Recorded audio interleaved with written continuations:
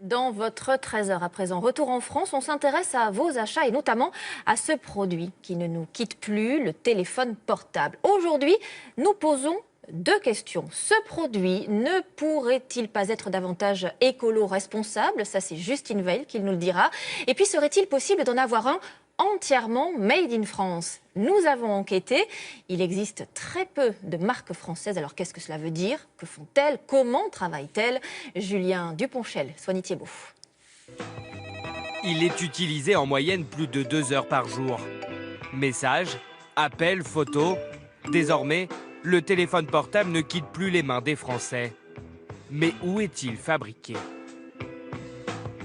Est-ce que vous savez où il a été fabriqué ce téléphone? En Chine. Et c'est mal. Pour moi, tout est fait en Chine. Dans le choix que j'avais, il y avait quand même, on va dire, sûrement 99% de Made in China. Est-ce qu'on peut produire des téléphones comme les vôtres en France? Ouais, mais à 2000 euros. Ouais, on les vendra à 2000 euros. 3000. Alors produire en France, est-ce possible? Et cela coûte-t-il vraiment plus cher?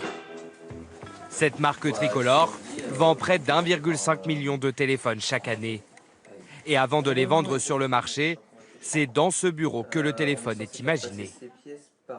On part d'un design produit, on va réaliser un design produit que vous pouvez voir ici avec les différents éléments et l'emplacement de chaque composant d'un téléphone portable.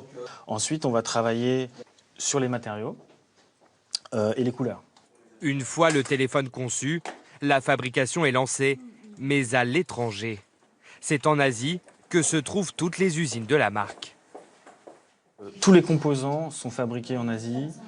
Il est plus simple et beaucoup plus rentable et économiquement d'assembler un téléphone en Asie plutôt qu'en France aujourd'hui.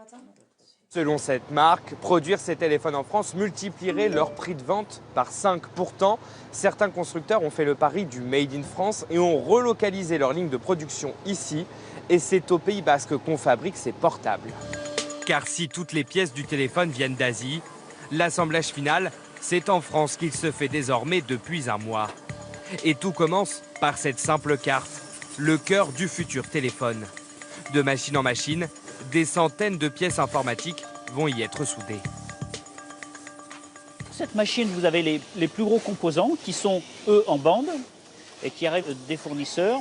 Vous avez par exemple le microprocesseur qui vient diriger les principales fonctions de la carte du téléphone. Et vous pouvez voir ici le connecteur SIM que la plupart des usagers connaissent. Une fois la carte assemblée, elle est directement intégrée à l'ossature du téléphone. Vous avez un premier poste d'assemblage qui consiste à assembler la carte avec le clavier et avec l'antenne. Ensuite, nous assemblons l'écran. Et enfin, nous passons au test du système en lui-même, notamment le son, mais aussi l'écran et le clavier. Au total, l'usine souhaite produire 50 000 téléphones cette année. Pour le directeur de la marque, produire en France est aujourd'hui rentable. Démonstration. Concrètement, sur son téléphone fabriqué en Asie, la main-d'œuvre représente 1% du prix de vente du portable. À cela, il doit ajouter le transport plus les défauts de fabrication à la sortie de l'usine, 4% du prix. Sur un téléphone produit en France, la main-d'œuvre représente 5%, mais la marque n'a aucun frais supplémentaire lié à l'usine. Résultat, aucune différence pour la marque. Assembler en France ne lui coûte pas plus cher, mais lui apporte de nombreux avantages. C'est beaucoup plus facile, ça se fait dans la journée, il n'y a pas besoin de prendre en compte le décalage horaire. Vous avez une logistique qui est beaucoup plus efficace parce qu'on est proche de nos clients. Une fabrication française possible, car le téléphone est destiné aux personnes âgées et déficientes visuelles. Vendu plus de 500 € sur un marché très peu concurrentiel. En France, seuls 2 constructeurs fabriquent encore des portables. Et Justine Veil, au-delà du portable Made in France, autre question avec vous. Peut-on aujourd'hui trouver un téléphone portable qui soit équitable, respectueux des gens qui le fabriquent. Oui, c'est en tout cas ce qu'essaye de faire une société néerlandaise qui a lancé en 2013 un téléphone équitable. Alors équitable comment ? Eh bien sur l'origine des matériaux et notamment des minerais qui sont à l'intérieur et qui, la marque le promet, ne viennent pas de mines de pays en guerre dans lesquels travaillent des enfants. Équitable aussi sur les conditions de travail des ouvriers qui le fabriquent. Alors il faut savoir tout de même qu'il est assemblé en Chine, mais là-dessus, la marque s'engage et assure que les conditions de travail sont sûres.